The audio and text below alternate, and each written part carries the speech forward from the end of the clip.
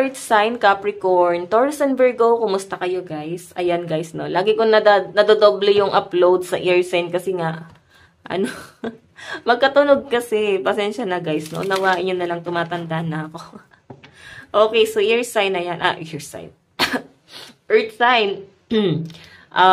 Medyo ano lang ako guys, no. Pag nahinto ako, unawain nyo na lang kasi may ubo kasi ako guys eh. Pinipigilan ko yung ubo ko. Ayan. Ear sign na naman ako, no. Magkakonect ba tong dalawa? Okay, so earth sign. Earth sign. Tingnan natin. Gabay kapalaran po ng mga earth sign. Earth sign, Capricorn, Taurus and Virgo. Gabay kapalaran. Earth sign. Okay, so meron tayo guys ascension. Anxiety. Medyo stress ang mga earth sign. Hindi ka makaalis sa stress. Parang feeling nyo guys, lagi ka nalang binabaon sa problema. Parang lagi kang hinahabol ng problema guys, no? Ayan, no? The Sun. Ikaw lang naman guys ang makakaalis dyan eh. Ikaw lang naman din guys ang tutulong sa sarili mo para makaalis sa mga stress. Pero mas pinipili nyo kasi guys, na-entertain pa yung mga stress, no? Pwedeng past person to na gumugulo sa isip nyo. So, lakasan mo daw guys yung pakiramdam mo. Okay, nandito kasi yung strength. Ano ba yung mas kailangan mo? Yun yung mas i-prioritize mo. Yung pangangailangan mo at yung mga, depends kasi guys, yung mga bagay or tao, sitwasyon na pwedeng pumotekta sa inyo pagdating ng araw, earth sign. So, kung sa tingin nyo naman guys, wala namang saysay itong mga ginagawa nyo or walang saysay naman guys yung pag-communicate pa sa isang taong nakakapagbigay lang naman guys ng anxiety sa inyo. Kahit anong gawin nyo guys, hindi naman kayo guys na-appreciate. May pagtalikod kasi akong nakikita rito guys. Alam mo yung feeling na parang tinatalikuran kayo. Okay? Tinalikuran kayo kasi pwedeng nakaka-feel ng selos. Ano ba? Nagsiselos ba sa inyo? Pwedeng kapamilya, kamag-anak, karelasyon, or kung sino man to guys. May nakikita ko nagsiselos eh.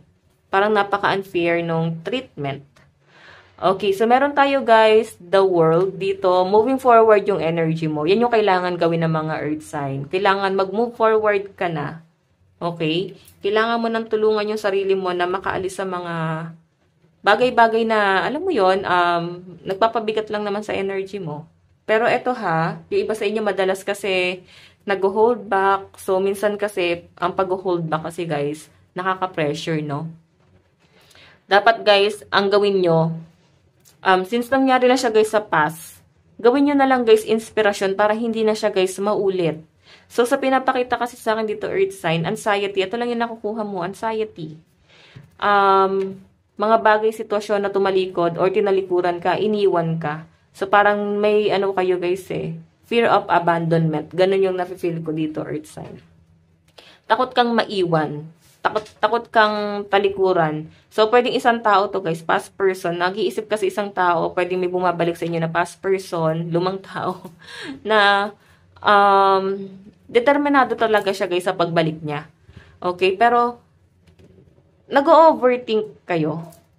Okay, nag-overthink kayo. Ano ba intention nitong taong to? Nandun yung, nandun ka sa point na takot ka, natanggapin siya ulit sa buhay mo kasi nga stress nga eh. Baka kasi talikuran na naman kayo ulit. So parang iniingatan mo yung sarili mo at naka-move on ka naman na. So meron tayo guys determination, maraming realization ng mga earth signs. So I think kailangan nyo guys pag-isipang mabuti ang mga desisyon na gagawin nyo sa buhay nyo. Huwag kayong parang barang-bara lang, no? Be matured, yun yung nakikita ko. Maging matured kayo at maging mapanuri sa mga nagaganap sa buhay nyo. Tignan pa natin, guys.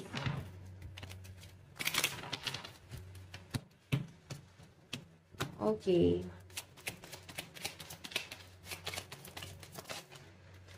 So, meron ako nakakita rito, guys. Bouquet, may pregnancy, mother figure, father figure, or parang magulang. Magulang yung nakikita ko rito, guys, na maaaring kakonect mo. Asawa mo or asawa ng kusino man. Relationship ng ibang tao. Yun. May nakakita ko dito guys, pregnancy. Bouquet, nag-overthink ka.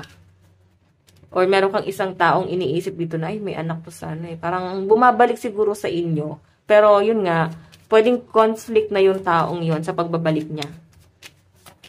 Tignan natin ha. Tignan muna natin guys. So, yung Ascension, guys, yung under niya is bouquet. Parang nag-overthink yung mga earth sign. Sabi ko nga sa inyo, kung hindi na, guys, makakatulong, hindi naman siya, guys, madaling i-detach na lang ng ganun-ganun lang, no?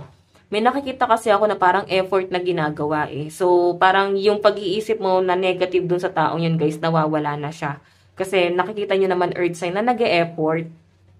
Okay? Anxiety, may nakikita ako dito, guys. Yung iba dito, maaring may postpartum or pwedeng biglang nagbago yung mood mo simula nung nanganak or nagkaanak ka. Parang iba na, guys, yung naging aura mo or malaki yung naging epekto nito sa mental health nyo, guys. Okay, so clarity, the star, sabi ko sa inyo, guys, may bumabalik na new person na parang gusto maging new person. Okay, so pag-isipan nyo, guys, mabuti. Nakikita ko naman, guys, na mukhang gentleman or kung babae ito, guys, napaka-responsible naman nito. Siguro yun din, guys, yung pinanghihinayangan nyo na masinop naman yung taong yun at parang siya lang yung parang determinado na ipaglaban ka dati. Okay? So, Oracle of Lightning, Determination, and the Gentleman. May nakikita ko, guys, pwedeng may nagkakagusto sa mga earth sign. Gustong-gusto ka ng taong to. Yun nga lang, guys, nasa conflict po kayong dalawa.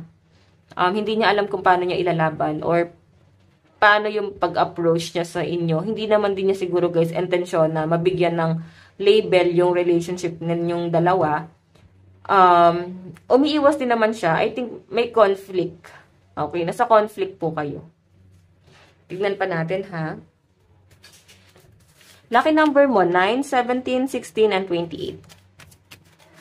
Tignan pa natin advice. Meron po tayong talk less, feel more. Yung iba sa inyo parang gusto niyo muna ng private life. Gusto niyo muna na, guys, ng katahimikan. Parang gusto niyo muna, guys, ng peace of mind. Ganon.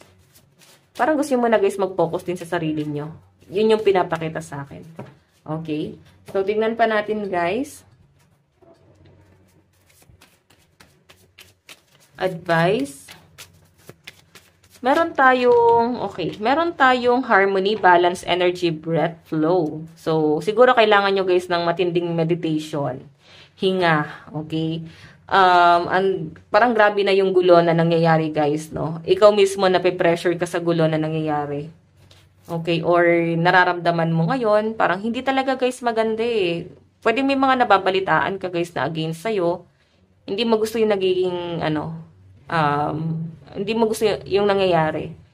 Okay, medyo nagiging defensive yung energy na nasasagap ko sa mga earth sign. Okay, magiging defensive ka dun sa bagay na yun kasi parang tinamaan ka. So, sabi ko nga sa inyo, guys, pag alam yung hindi totoo, hindi ka dapat naapektuhan. So, kung totoo at nagpa-apekto ka, so ano isipin ng mga tao? Totoo yun. Diba? So, guys, ito lang po ang inyong reading. Bukas po ulit. God bless and love you all. Bye-bye po.